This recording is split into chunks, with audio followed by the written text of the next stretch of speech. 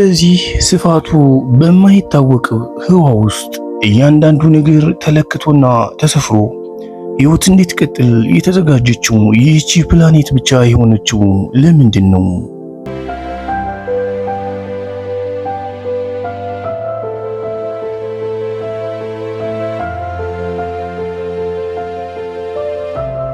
ምድር ዝም ብላ የተገኘች ድንጋይ ወይስ በጥበብ የተገነባች የህይወት ገነት? ለዚህ ጥያቄ መልስ ለማግኘት በመጀመሪያ ወደ ፍጹም ጨለማማው የምድር ጥልቀት መውረድ አለብን።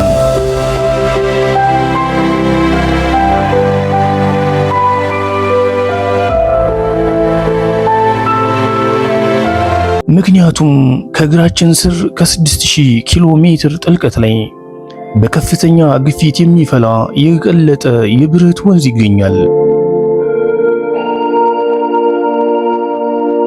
ይህ የፕላኔቷ የብረት ልብ እየተሽከረከረ የማይታይ ማግኔቲክ ጋሻ ይፈጥርልናል።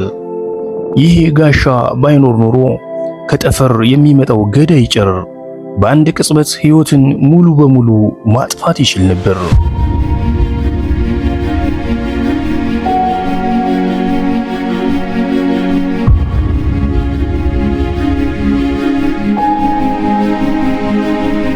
ይህ አስደናቂ ጥበብ ግን በምድር ውስጥ ብቻ ሳይሆን በባህር ጥልቆች ውስጥም ይገኛል። የፀሐይ ብርሃን ፈጽሞ በማይደርስበት ከሁሉ በላይ ጨለማና ከፍተኛ ግፊት ባለው የባህር ጥልቀት ውስጥ እንኳ ህይወት በራሷ ብርሃን እያበራች ትኖራለች።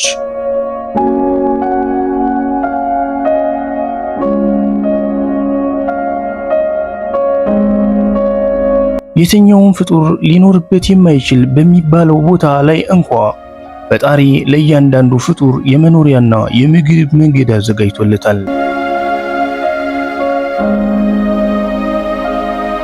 ከባህሩ ጥልቀት በላይ ያለው አየር ደግሞ ሌላ ጠባቂ ጋሻችን ነው።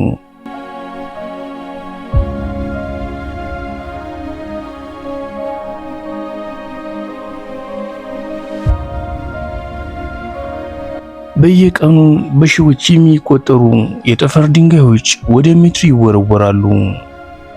ነገር ግን ከባህሩ ጥልቀት በላይ ያለው የማይታየው የምድር ጋሻ ከባቢ አየራችን እንደ ብረት አጥር ሆኖ አየሩ ላይ ያቀልጣቸዋል።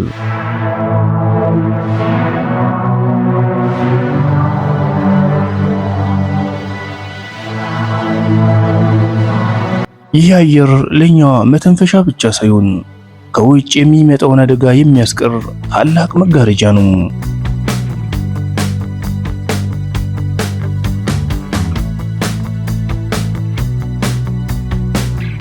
ግና የአደጋ ጊዜ መውጫችን ከብሩህ ሰማይ ብቻ አይደለም።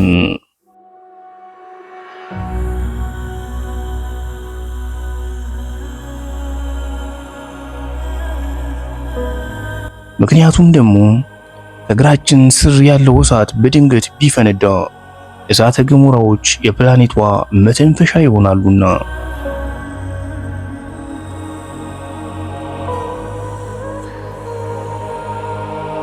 ይህ እሳት አደገኛ ቢሆንም ከውስጡ የሚወጣው ማዕድን አፈሩን በማልማት ለእጽዋት ማደግ አስፈላጊውን ንጥረ ነገር ይሰጣል።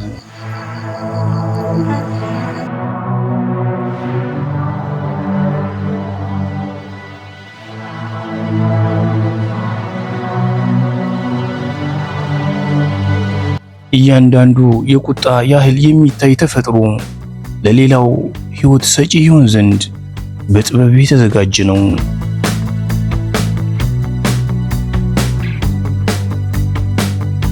በእሳተ ገሞራው አፈር በበቀለው በዚህ አረንጓዴ ጫካ ውስጥ ዛፎች ዝምተኛ ይመስሉ ይሆናል።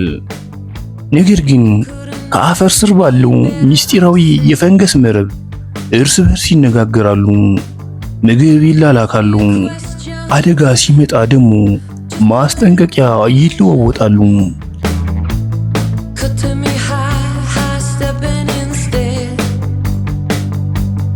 ይህ ተፈጥሮ የፈጠረችው የመጀመሪያው የመረጃ መረብ ነው።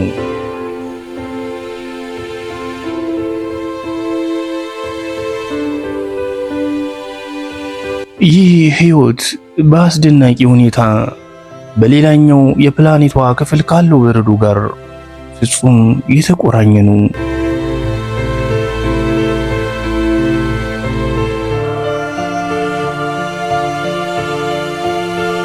በአርክቲክና አንታርክቲካ የሚገኙት ግዙፍ የበረዶ ተራራዎች የዓለማችንን የሙቀት መጠን በመጠበቅ እንደ ትልቅ ማቀዝቀዣ ያገለግላሉ። የፀሐይ ብርሃንን ወደ ጠፈር በመመለስ ምድር እንዳትፈላ ያደርጋሉ።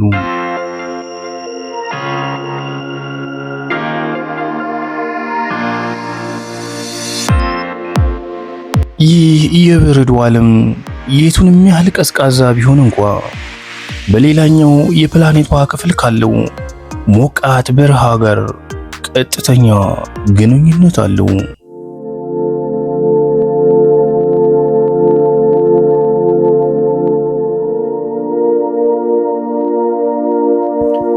እዚህ ሰሃራ ላይ የሚነሳው አሸዋማ አውሎ ነፋስ በአትላንቲክ ውቅያኖስ ላይ 1000 ኪሎ ሜትሮችን ተጉዞ የአማዞን ጨለማ ጫካን የሚያበለጽግ ማዳበሪያ ይሆናል።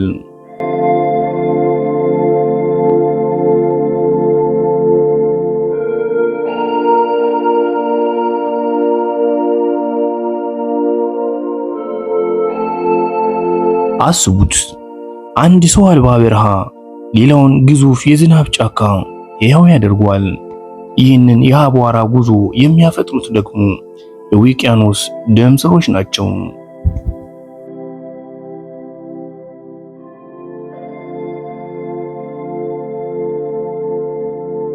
እነዚህ በውቅያኖስ ውስጥ የሚፈሱ የውሃ ወንዞች የፕላኔቷ ማሞቂያና ማቀዝቀዣ ናቸው። ሙቀቱን ከምድር ወገብ ወደ ወልታዎች በማሰራጨት አየር ንብረቱን ያስተካክላሉ። እያንዳንዱ የውሃ ጠብታ የታዘዘበትን መስመር ሳይስት ይጓዛል፣ አየሩንም ለዝናብ ያዘጋጀዋል።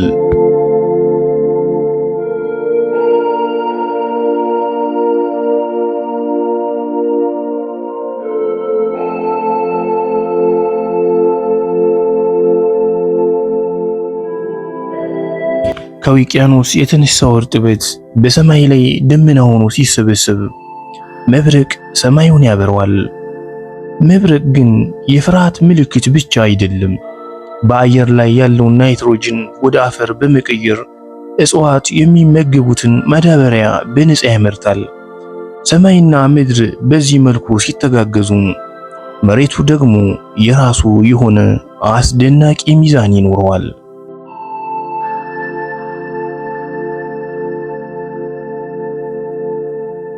የምንረግጠው አፈርና ድንጋይ ዝም ብሎ የተከመረ አይደለም።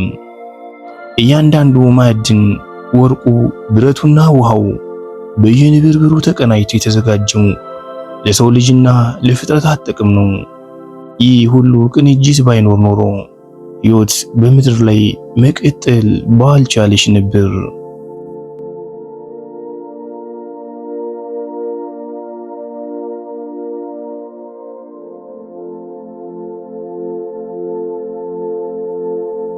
ፍጡራን ሊኖሩበት አይችሉም በሚባልበት በሚፈላ አሲድና ከፍተኛ ሙቀት ውስጥ እንኳ ጥቃቅን ሕይወታውያን ያብባሉ። ፈጣሪ ሕይወትን በማንኛውም ቦታ እና ሁኔታ ውስጥ የመኖር ብቃት ሰጥቶ ፈጥሯታል።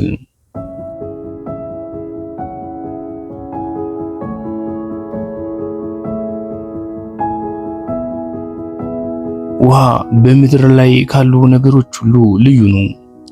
ፈሳሽ፣ ጠንካራ በረዶና የማይታይ ጋስ መሆን ይችላል።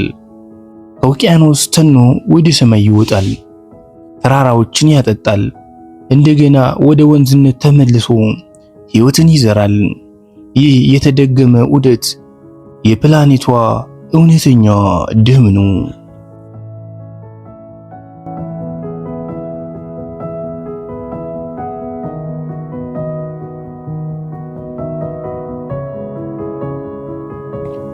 በሰሜኑ ንፍቀ ክበብ ሰማይ ላይ የሚታዩት ይህ አረንጓዴ ብርሃን ደግሞ ምድር ከጠፈር የሚመጡትን ኃይለኛ ጨረሮች በሚስጢር ጋሻዋ ስትመክት የሚፈጠር ውብ የሰማይ ድራማ ነው።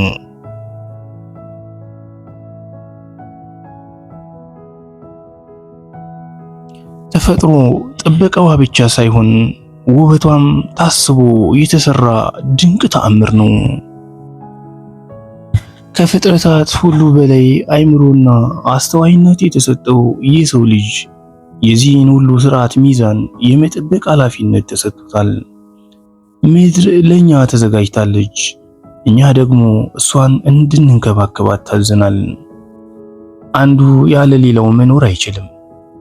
አየሩ፣ ውሃው፣ አፈሩ እና ጥቃቅን ፍጥረታት በሙሉ በአንድ ታላቅ ሰንሰለት የተያያዙ ናቸው። የዚህን ሚዛን አንድ አገናኝ ማበላሸት መላውን ስርዓት ይጎዳዋል።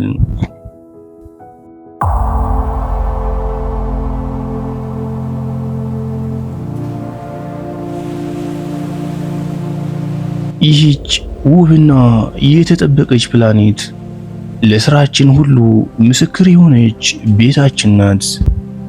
ህዋው ጸጥተኛ ነው። በባህር ማዕበላት ይጮኻሉ፣ በምድር ላይ ደግሞ ጽጌያት ያብባሉ። ነገር ግን እያንዳንዱ ተፈጥሮ ደግሞ የፈጣሪን ታላቅ ጥበብና ምሕረት በጸጥታ ይመሰክራል።